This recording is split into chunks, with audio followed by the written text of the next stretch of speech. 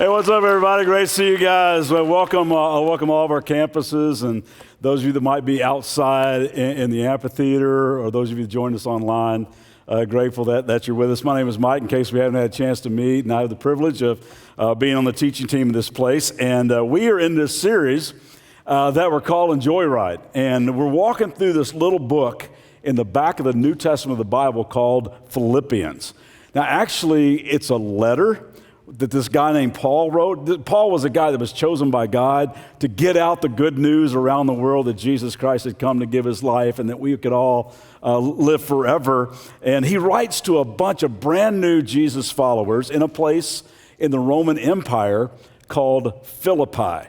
Hence the letter to the Philippians, like we would get a letter to the Valencians or the Saugites or Simi Valleyans or Canyon Countryans, we would get that kind of letter. In fact, this letter is to us, and it's been preserved in God's Word, and this letter gives us some of the richest, most helpful stuff you can find anywhere on the planet for how to live a great life. I'm actually walking through this little letter called Philippians with a bunch of guys on Monday mornings over in Ventura, just going verse by verse, trying to capture the secret of having deep joy in your life. Now, the ironic thing about this Joyride letter is that it was written from prison. Now, you would think that Paul writing a letter from prison would be like playing a blues harmonica and writing kind of a negative, woe is me, life sucks kind of letter from a place that he did not rightfully belong. But instead, it is the most joy-filled, hope-filled, life-giving letter you may ever read. He uses the word joy or rejoice 16 different times, demonstrating that joy has nothing to do with your circumstances. It's just something that runs so much deeper than that. And today we're in a section that I believe holds the key to not only having stellar relationships, but a deeply joy-filled kind of life. You ever done one of those soundtracks of your life? You know what I'm talking about? Where you put together like a list of songs that might describe your journey along the way in life. Maybe you start out in the early years, and the song you choose is "The Wheels on the Bus Go Round and Round, Round," and then you kind of go to Paw Patrol, always on the dove, and then you kind of go to Let It Go, and then it's kind of I knew you were trouble when you walked in, to All of Me loves all of you, to working 9 to 5 to it's 5 o'clock somewhere. I mean, that's kind of, a lot of people, that's kind of their soundtrack of their life right now. One of the songs that would have described a season in my life is a song by Toby Keith, and the lyrics go something like this. I want to talk about me, want to talk about I want to talk about number one. Oh, my, me, my, what I think, what I like, what I know, what I want, what I see. And I think that's on way too many people's soundtrack. In fact, it's on a lot of people's, it's their theme song. We reason, if I could just make life all about me, I would finally be happy. And on the surface, that kind of makes sense, doesn't it? But can I ask you, has that been your experience? Now, we've talked about this before here, how all kinds of exhaustive research shows that self-centered, all about me kind of people are the most miserable people on the planet.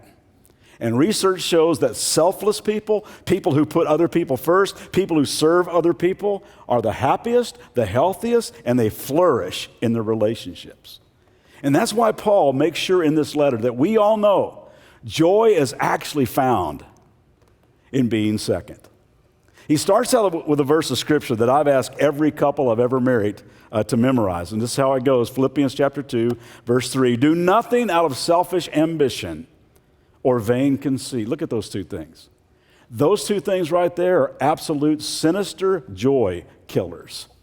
The original words used there actually carry the idea of competitiveness.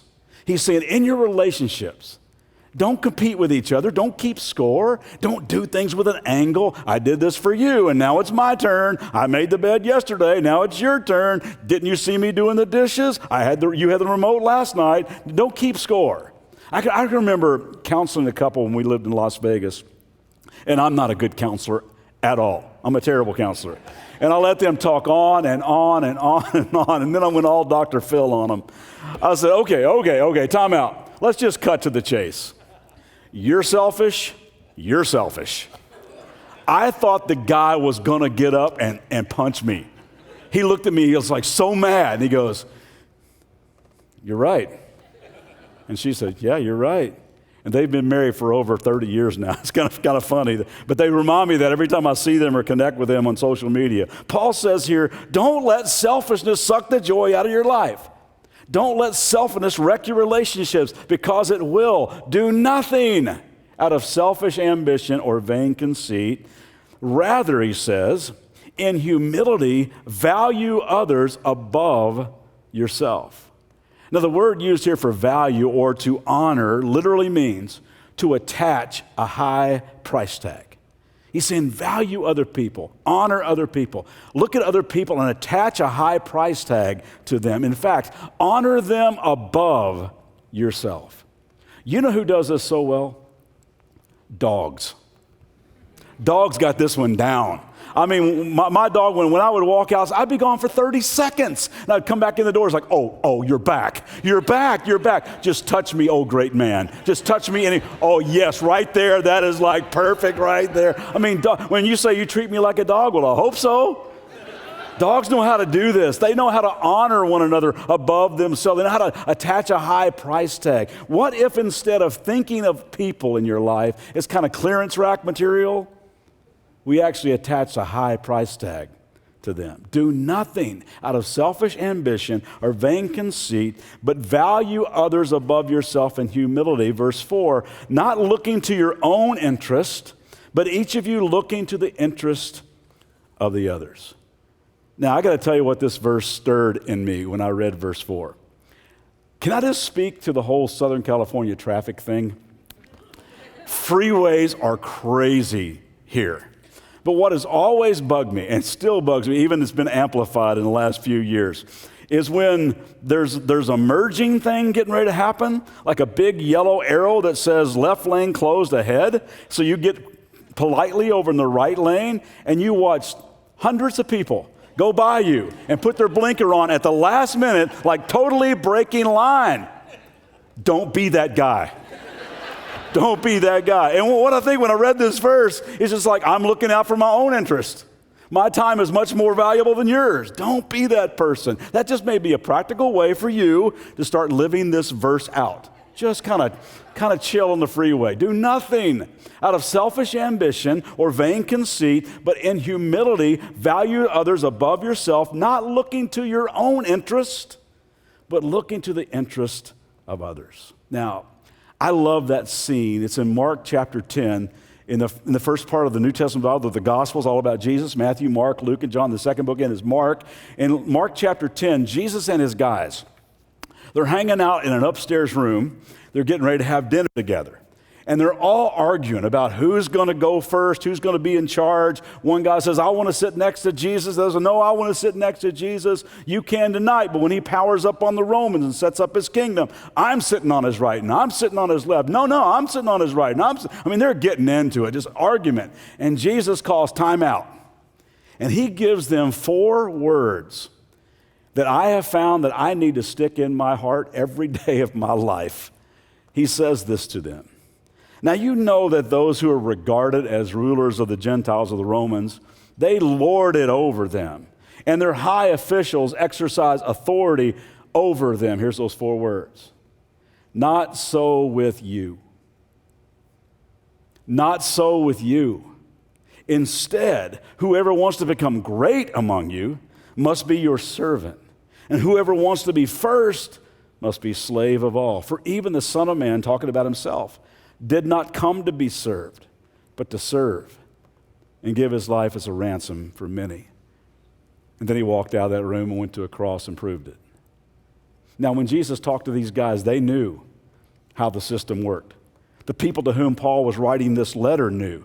Philippi was a prized Roman colony. They were living right in the middle of a me-first, selfish ambition, vain conceit, first century Roman dominated society. And in that society, now I know you're going to find this really, really hard to believe, But there was this social ladder that indicated your worth, your status as a person. Can you imagine living in a society where they had like a social ladder?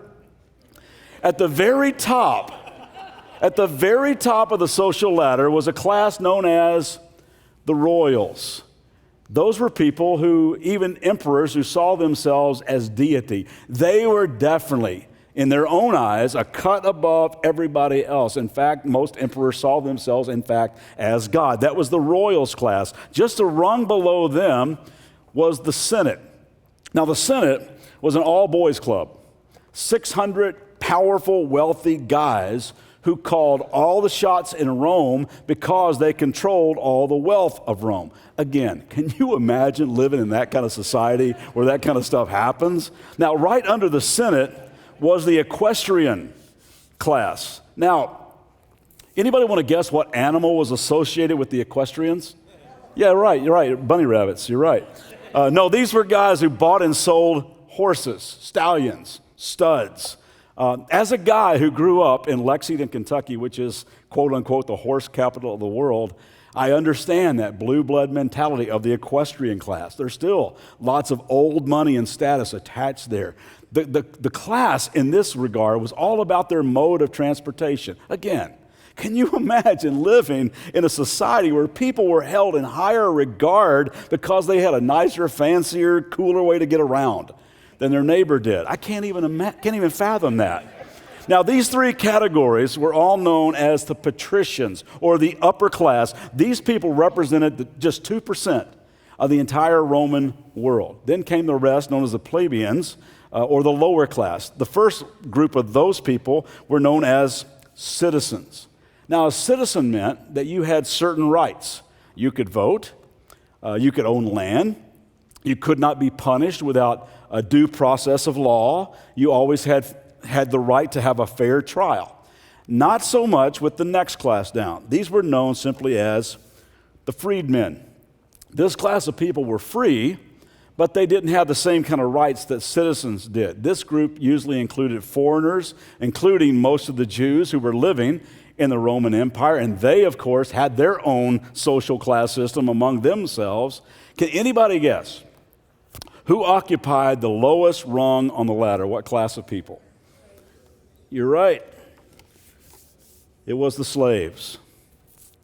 Slaves in the Roman Empire were not only not free, they absolutely had no rights as a person.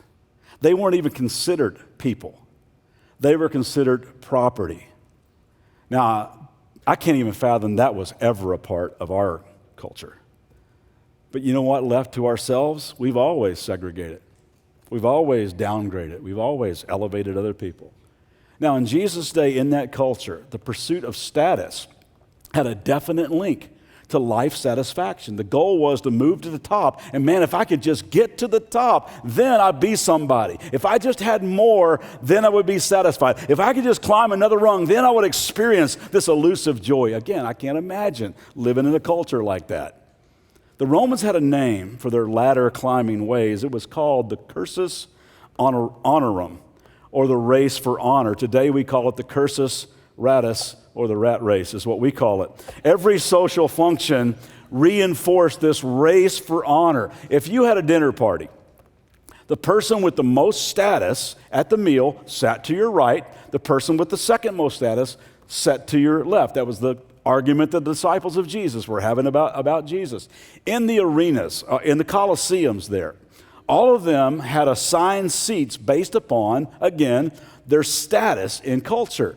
There were like luxury boxes, there were corporate boxes, there were the season ticket holders, then the general admission ticket holders, there was a student section like in the end zone, and the rest of the people had to tailgate outside the stadium and could only listen to the roar of the crowd. And when you went to one of those events, it wasn't just the mode of transportation that you had parked in the parking lot or the seat that you sat in that defined your status. It was your clothes that revealed where you stood on this ladder. For instance, if you wore a toga in that day, you were much more than just like a frat house guy. Only Roman citizens could wear a toga. And only people with certain togas with certain threads of color woven into them were seen as elevated higher on the ladder. The clothing status was such a big deal that the people like down here on the ladder who could not afford to wear the name brand stuff were called personas mediocribus, or the mediocre, or the less than. Now again, can you even imagine living in a society where people saw other people as less than? Can you imagine going to a school, this blows me away, where things like your clothes or the brand of your tennis shoes really mattered? Can you imagine that? Can you imagine living in a culture where titles and tickets and seats and how nice your stuff is determine your worth as a person? That would be like crazy, right? Right? Now, it took a long time for a person to climb up this ladder, but they could come down in a hurry. And the Romans had a word to describe the people who lost their status, lost their wealth, lost their power. And when you translate the word they used into English, it's the word we use for humility. Humility in their eyes was not a virtue. It was an absolute tragedy. And Jesus comes along and says, not so with you. Not so with you. The Romans were wrong. Humility is not a tragic fall. It's the beginning of the rise to true greatness. I like what C.S. Lewis once said. He said, humility isn't thinking less of ourselves. It's thinking of ourselves less. Humility is not thinking of ourselves, isn't thinking less of ourselves, is thinking of ourselves less. Anyone who spends time with Jesus isn't going to think less of the person that Jesus saw as valuable enough to go to the cross for. You and I are deeply loved people worth dying for in the eyes of God. So humility is not thinking less of yourself. But gang, when you start hanging out with Jesus, you do start thinking of yourself less. You're not caught up in climbing ladders. You have a totally different view of this race for honor. You start living like Jesus did, who came to serve and not be served. You begin to realize that greatness doesn't lie in trying to be somebody. Greatness lies in trying to serve somebody. And no one better to learn that from than Jesus. No one like him. He taught and modeled this radical version of humility, one that unlocks the prison cell of pride. Jesus redefined greatness, saying greatness is something you descend into. So Paul gets to this section of this amazing letter, and he pens one of the most amazing songs that's ever been written. This section became one of the favorite worship songs of the early church.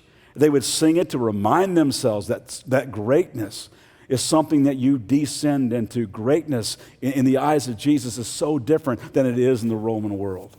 Look at how this starts, verse 5. In your relationships with one another, have the same mindset as Christ Jesus. He says, every day you have to make a choice in your mind to embrace the same radical approach to humility that Jesus chose. You walk through life with the same mindset as Jesus. You roll out of bed every day and you make a conscious decision, asking the Holy Spirit to remind you throughout the day that you are not the center of the universe. You say, today in regard to my own self-importance, today in regard to my own ego, I choose to have the same mindset of Jesus, who really is the center of the universe. Verse 6, who being in the very nature God, did not consider equality with God something to be used to his own advantage. He wasn't always flashing his God card. Now that word, in the very nature God, in the Greek language, the New Testament was written in ancient Greek, the Greek word is morpha, which means the essence. So this doesn't mean that Jesus was sort of like God, or that Jesus, had a few godly characteristics, or that Jesus was able to work a little with supernatural magic. No. Who being in the very nature God, the very essence God, in reality, he was God, is God, creator and sustainer of all things. Colossians chapter 1 says, all things were created by him and for him, and he holds all things together. So he was creator God in the flesh, God incarnate, fully God, even though Jesus, Being in the very nature God, did not consider equality with God something to be used to his own advantage. He made that choice. He said, even though I could, I'm not going to cling to my divine rights. Even though I could, I'm not going to power up on people. Even though it all really is mine, I'm not going to clench my fist and hold tightly to what is rightfully mine. I'm going to open up my hands and I'm going to let it go. And I'm going to lay my ego on the altar and surrender fully to the will of the Father. Jesus came to this earth and he laid down his divine prerogatives for 33 years.